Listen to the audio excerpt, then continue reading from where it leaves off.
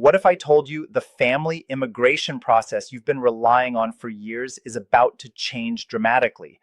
Thousands of families across America are waking up to a new reality.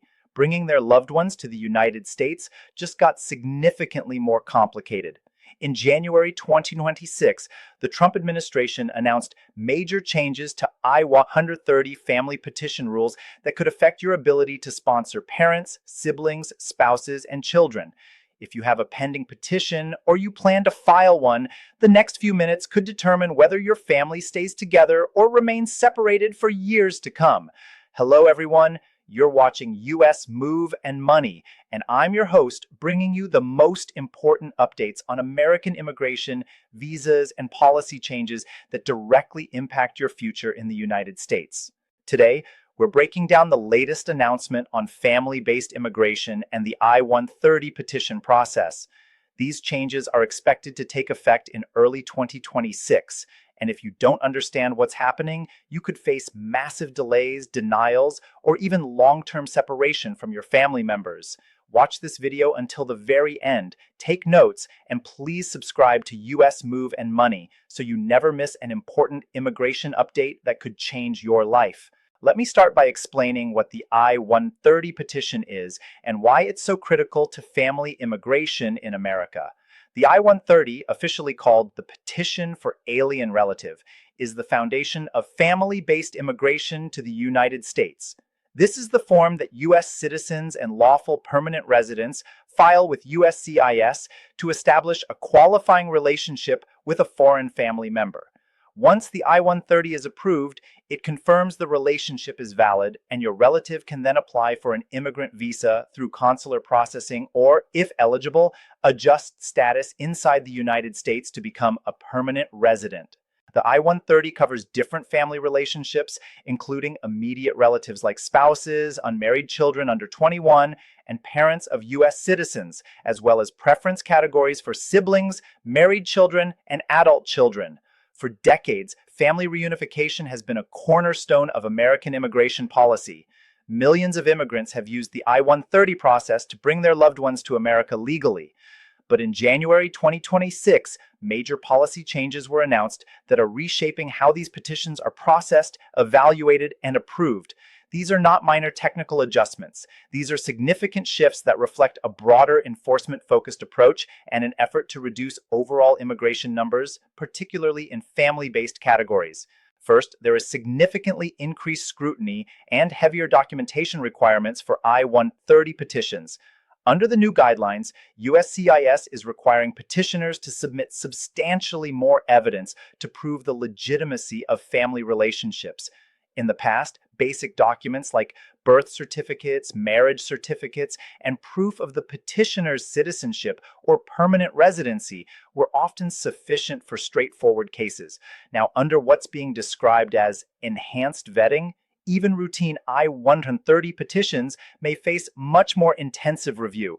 USCIS may ask for extensive documentation of the relationship history, stronger proof of financial interdependence for spousal petitions, detailed affidavits from third parties, photo evidence spanning the full relationship timeline, and in many cases, certified translations of foreign documents from approved translators. In practical terms, preparing an I-130 petition becomes more complex and more expensive. Many people may feel they need an immigration attorney or a qualified professional to help compile the evidence correctly. You may need paid document translations. You may need affidavits from friends, family members, and colleagues who can attest to your relationship. And even after submitting all of this, processing times may rise because officers will spend more time reviewing each petition. Cases that used to be approved in 6 to 12 months may now take 18 months or longer. And that's only the I-130 stage, not the entire immigration process. Second, there are stricter financial requirements for sponsors. When you file an I-130 petition, you're not only proving a family relationship, you're also committing to financially support your relatives so they don't become a public charge in the United States. This is typically done through Form I-864, the Affidavit of Support. Under prior standards, the sponsor's income requirement was commonly based on 125% of the federal poverty guidelines for the household size. If you didn't meet the threshold, you could often use a joint sponsor. Now, the financial standards are tightening. Proposals indicate the income threshold could increase to 150% or higher. The use of joint sponsors may be limited, making it harder to qualify if you personally don't meet the income requirement. Assets may be scrutinized more aggressively, and having assets may not be enough to overcome an income shortfall unless you can prove they're liquid and readily available. Here's what that means for real families. If you're a US citizen sponsoring only a spouse, you might currently need around $28,000 per year, depending on the guideline chart and year.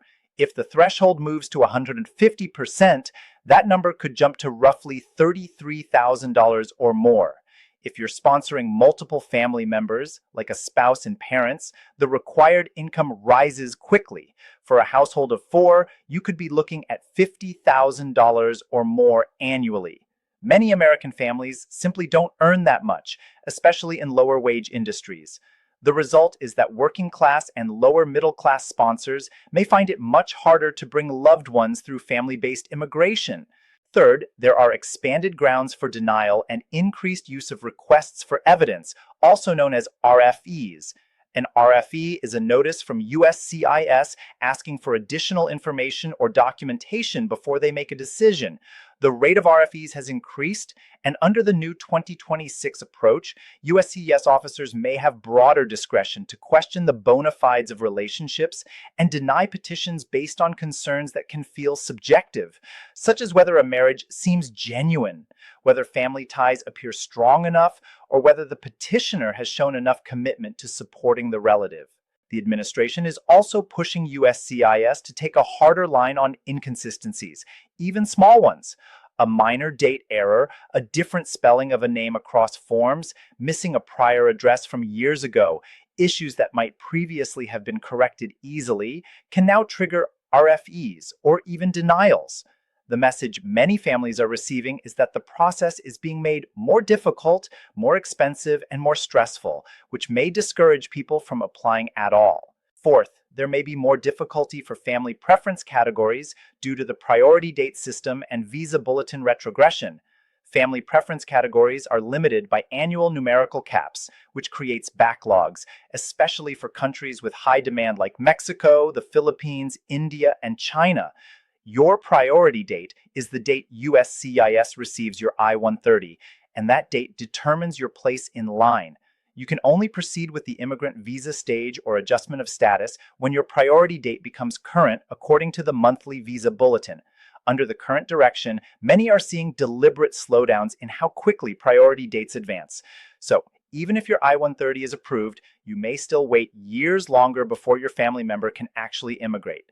In some sibling categories, wait times already exceed 20 years for certain countries, and under slower movement, those waits could stretch to 25 or even 30 years. Fifth, there is increased scrutiny of adjustment of status applications, including cases involving immediate relatives already in the United States.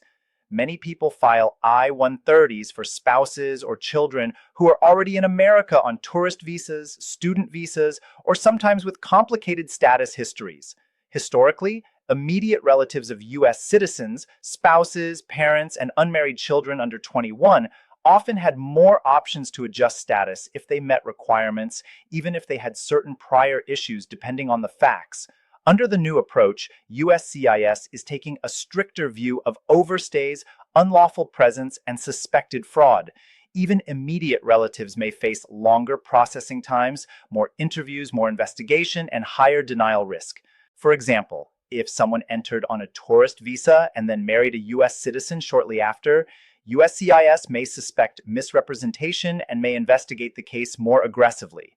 Officers may look for any reason to deny, including gaps in documentation, minor violations, or anything they interpret as fraud. Let's talk about how these changes can affect specific family categories.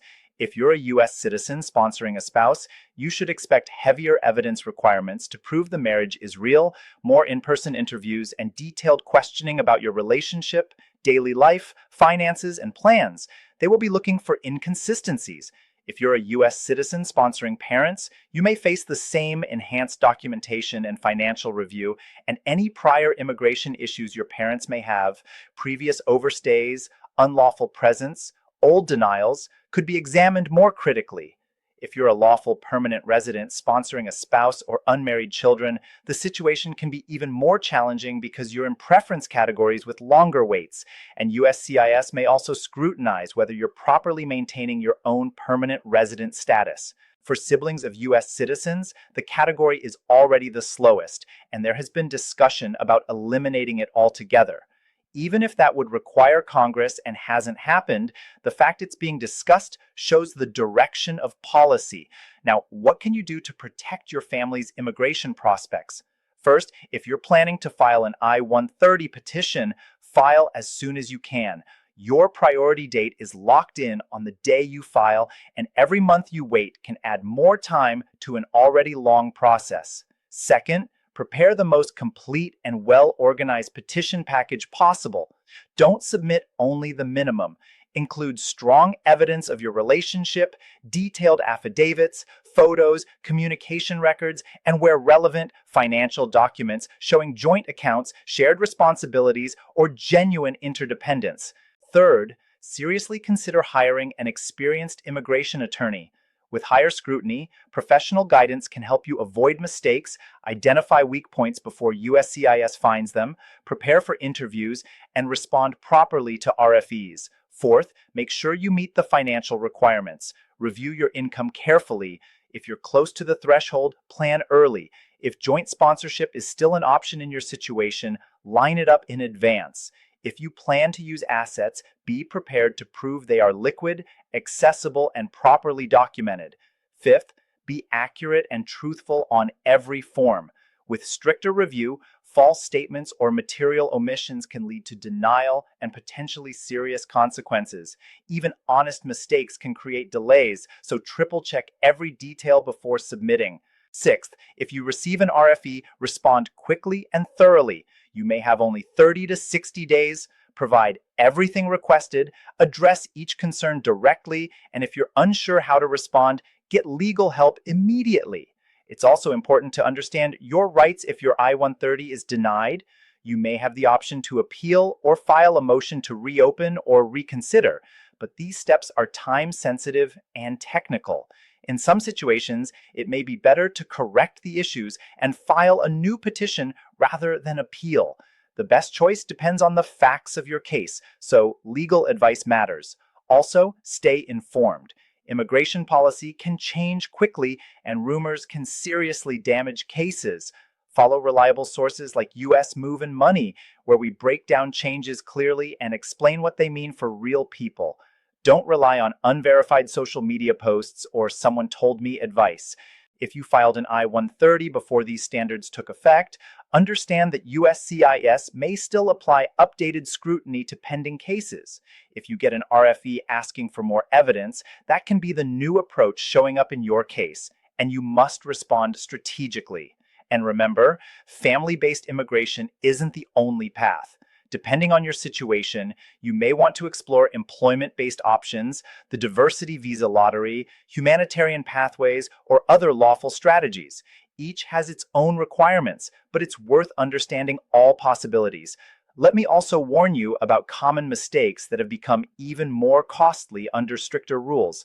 Rushing the petition and submitting a weak package, hiding or failing to disclose past immigration violations, not maintaining legal status while a petition is pending when required, and failing to update USCIS about address or major changes, which can cause you to miss important notices. The overall approach we're seeing represents a major shift away from family reunification as the central principle. Whether you agree or disagree, understanding the direction matters because it helps you plan realistically. If this direction continues, you should expect continued tightening, more enforcement, and more obstacles in the family-based process. I want to be honest. these changes can make family immigration significantly harder. Many families may face longer separation. Some petitions that might have been approved in the past may face denial now. Financial barriers may block some sponsors entirely. That is the reality many are facing in 2026. But don't lose hope. Thousands of families still succeed every year. With careful preparation, strong evidence, patience, and good legal guidance, it's still possible to reunite legally. It may require more effort, more documentation, and more time, but it can be done. Here on US Move and Money, we're committed to helping you understand these changes and make smart decisions. We'll continue monitoring policy updates, breaking down new announcements, and explaining what they mean for you. If you found this video helpful, hit the like button and share it with anyone going through the family immigration process. Subscribe to US Move and Money and turn on notifications so you don't miss the next update. Policies can change quickly, and staying informed is one of the best protections you have. Drop a comment below with your questions or tell me what topic you want next. I read the comments, and your feedback helps me create content that addresses your real concerns. Remember, knowledge is power in immigration. The families who succeed are the ones who understand the rules, prepare thoroughly, and act strategically. If you're planning to sponsor a family member, start preparing now.